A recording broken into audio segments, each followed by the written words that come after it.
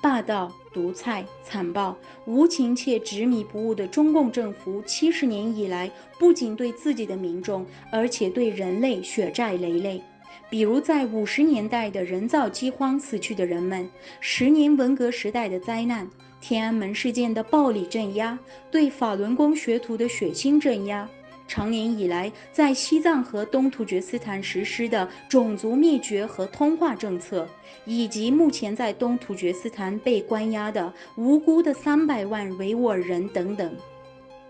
最近，因中共的失责、封锁信息和媒体不自由，导致了中国病毒蔓延世界，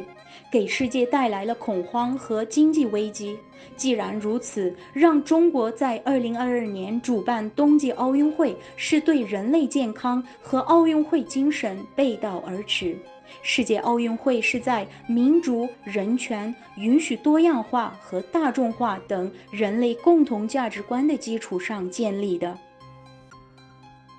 然而，今天在文明世界的眼下，300多万无辜的维吾尔人在中共的集中营遭受侮辱，维吾尔青少年作为奴役送到中国大陆，集中营或监狱里的维吾尔火提器官在中国及国际市场贩卖。强迫他们放弃自己的信仰、语言以及文化等，在中国无民主可言。西藏被同化，汉人没有司法独立，没有平等，没有自由选举权。